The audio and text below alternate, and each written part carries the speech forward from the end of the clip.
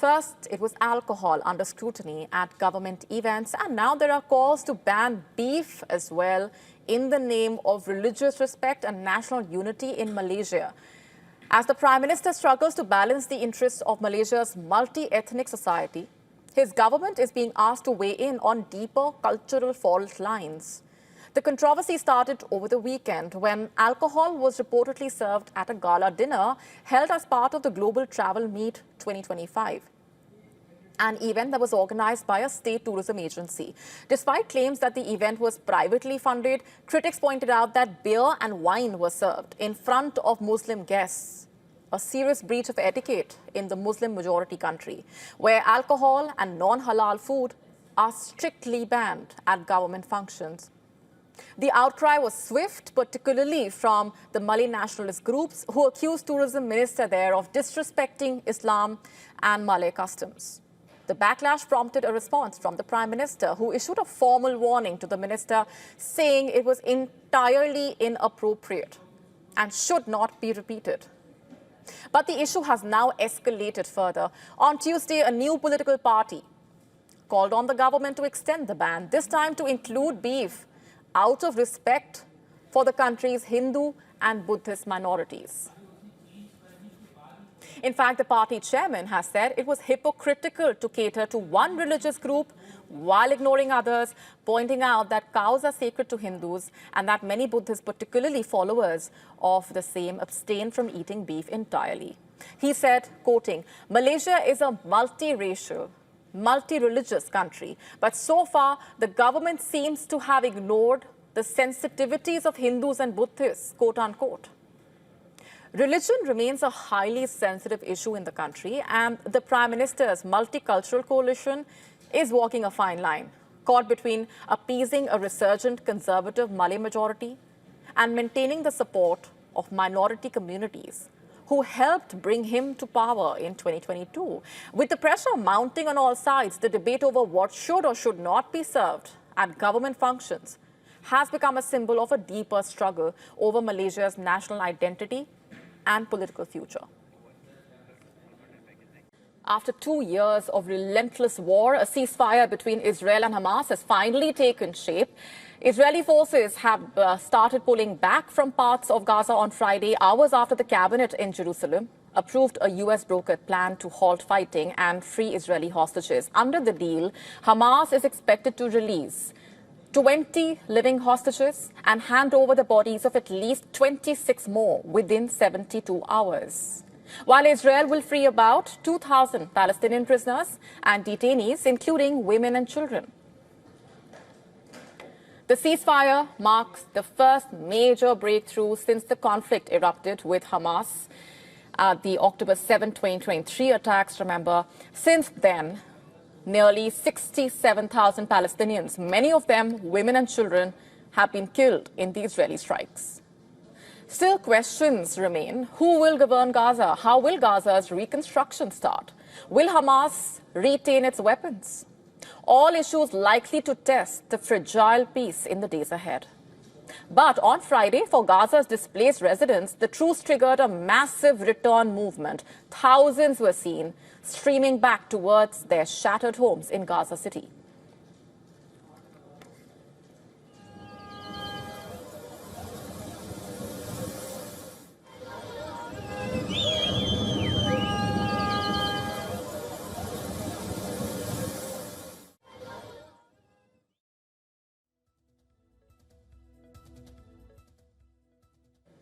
Even as reports emerged of sporadic shelling in parts of Khan Yunis. I hope the war will not return, God willing, but what was lost will not return. What was lost will not return, as well as the martyrs who were lost. God will compensate us, God willing. Today there was some withdrawal by the Israeli army, and we returned to where we used to live on the basis that the places still exist.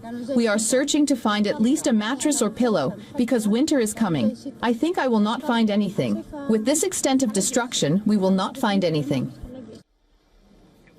A 200-member multinational force led by the U.S. military will monitor the ceasefire and coordinate the humanitarian aid. Hundreds of trucks carrying food and medicine expected to roll into Gaza within days. U.S. President Donald Trump is also expected to visit the region this weekend.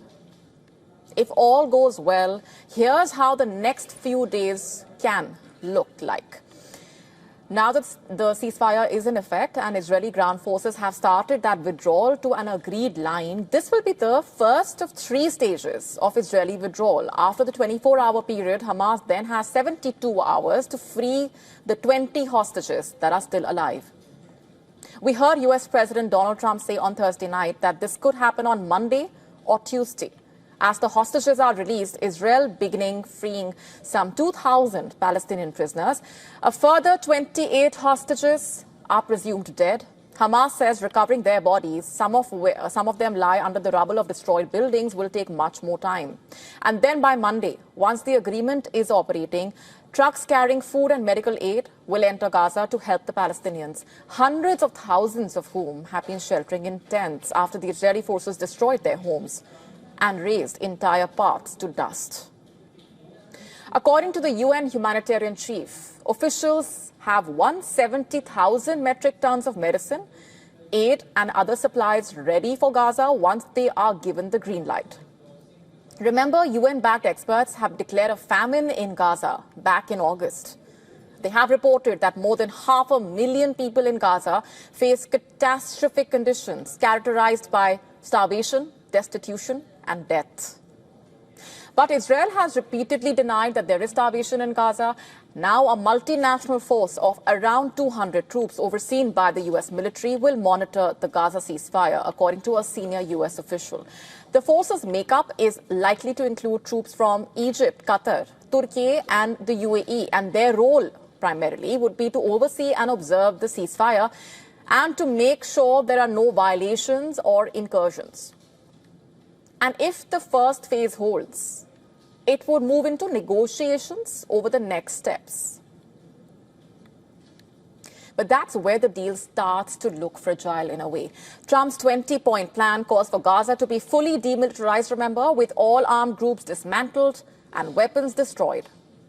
A temporary committee of Palestinian technocrats would govern Gaza, overseen by a board of peace led by Donald Trump and joined by former UK Prime Minister Tony Blair.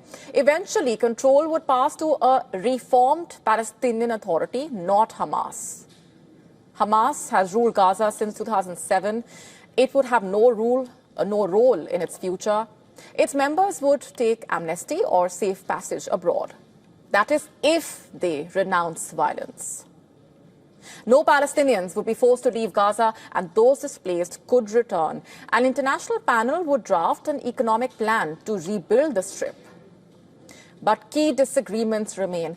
Hamas has not agreed to disarm, saying that it will only do so once a Palestinian state is recognized. Netanyahu, meanwhile, has opposed any post-war role for the Palestinian Authority. Israel also plans to retain control over more than half of Gaza in the early phase, with later withdrawals reducing that to 15%. But the timeline for a full pullout is rather vague, another flashpoint in an already delicate peace situation. To stay up to speed with the latest news, it's a dramatic blow to his long-standing ambitions. U.S. President Donald Trump's rather desperate bid for the 2025 Nobel Peace Prize has ended in disappointment. Despite the relentless self-promotion, bold claims of brokering peace across multiple global conflicts, Donald Trump was overshadowed by the Nobel Committee's decision to award the prestigious prize to the pro-democracy activist, Maria Machado. It was a rather emotional moment, in fact, when the Venezuelan opposition leader learned that she had been awarded that honor. The news was revealed directly by the director of the Norwegian Nobel Institute. Listen in to that emotional interaction. And I'm calling to inform you that in a few minutes it shall be announced here at the Nobel Institute that you will be awarded the Nobel Peace Prize for 2025. Oh my God. So the warmest congratulations to you, Maria. Oh my God. Oh my God. Well, I have no words. I thank you so much, but I hope you understand this is a movement. This is a achievement of a whole society. I am just one person. I certainly do not deserve this. Oh my God. I think both the movement and you deserve it. Trump has been making those statements, also talking about how he helped settle not one but multiple wars. He even rolled out a 20-point Gaza peace plan, and that, of course, has been attracting a lot of attention. But then the Nobel Award, the Nobel Peace Prize, is not just about those statements. It's about what goes on behind the scenes, the actual work done in the previous year. Most of Trump's supposed peace deals came either before he took office again or did not pan out quite as he claimed. The nomination window for this year, remember, closed in January, right after Trump was sworn in. So his fresh peace efforts were, in a way, too late for the Nobel race this time around. And maybe too soon for next year is one of the views out there as well. What really sealed the deal here, as per the Nobel Committee's message, they stressed that democracy is the foundation of lasting peace, something that they felt was seriously under threat globally. Machado's fight for democracy in Venezuela hit the right notes. Her steadfast advocacy for democratic transition in Venezuela stood in stark contrast to the world's perception of Trump's style of so-called peace. And of course, the White House did not take the Nobel Committee's decision lying down. The communications director fired back, accusing the committee of putting politics ahead of peace by snubbing Donald Trump. In fact, we will tell you more about that statement in a bit as well. Back in January this year, though, when Machado was briefly detained during an anti-government protest against Nicolas Maduro in Venezuela's Caracas, Trump called for her safety. He even called her a freedom fighter. U.S. Secretary of State, meanwhile, has openly praised Machado, calling her the personification of resilience, tenacity, and patriotism. So while Trump's team is throwing shade at the Nobel Committee in a way, Trump's team is also, in a way, complaining about someone who they have supported. While his team continues to make those statements, Machado, on the other hand, expressed gratitude for international allies, particularly President Donald Trump. After receiving that honor, the Venezuelan opposition leader dedicated the honor to the people of Venezuela and Donald Trump. Many analysts see Trump's obsession with winning the Nobel Peace Prize as deeply intertwined with his rivalry and envy, in a way, towards Barack Obama. Obama won it in his first year for his extraordinary efforts when it comes to diplomacy. Trump's rivalry with Obama, of course, goes way back to the 2011 White House Correspondents' Dinner, where Obama, remember, mocked Trump's birther conspiracy. Had he succeeded, Trump would have joined an elite group of American presidents awarded the prize. Roosevelt in 1906, Woodrow Wilson in 1919, Jimmy Carter in 2002, and notably Barack Obama in 2009. Trump has been nominated before by some heavy hitters like Putin, Netanyahu, even lawmakers from several countries. But nominations do not guarantee a win. The Nobel Committee keeps their cards close, and this year Trump was not even on the final list. So while Trump has been talking about the same and has been dreaming big and posting a lot about peace as well, the Nobel Prize went to someone whose work echoed a different kind of leadership, one which is rooted firmly in democracy and other values. Moving on for now, a major diplomatic development may be unfolding in the region, one that could reshape West Asia. Speaking ahead of his upcoming trip to West Asia, U.S. President Donald Trump has said Iran had directly conveyed its willingness in taking part in a broader West Asia peace deal, following its support for Washington's latest Gaza ceasefire plan. Trump emphasized that while American sanctions on Iran remain in place, his administration is open to helping Iran rebuild the country. Not just that, he said Washington wants to see a new era of cooperation that prevents nuclear escalation and reduces conflict in the region. Now, Trump's announcement could potentially redefine the US-Iran relationship. That's how crucial it is. And above all, it could also have far-reaching implications for the entire region, potentially influencing military strategies, energy markets, and also diplomatic alignments across the region. Trump linked the Gaza ceasefire proposal to his broader plan for regional peace. He said that resolving the standoff over Iran's nuclear program could open the doors to reconstruction efforts in both Gaza and Iran. He repeated his firm stance that Tehran must never obtain nuclear weapons.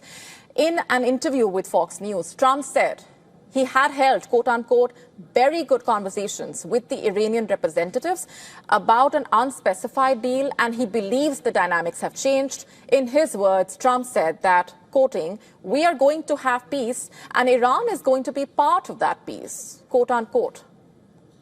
The question that immediately comes up is what would Iran's participation in a Gaza deal really look like? Because Tehran brings huge capability and potential as a regional power, as well as influence across multiple fronts. Tehran's inclusion in any post-Gaza peace framework could not just shift the balance of power in West Asia, but also assist the US and its allies in rebuilding the war-ravaged Palestinian enclave. For now, Iran's response has been measured. Iran's foreign ministry has expressed support for the Gaza ceasefire. If Iran formally joins the peace process, it could mark one of the most significant diplomatic developments in West Asia in decades. To stay up to speed with the latest news, download the WION app and subscribe to our YouTube channel.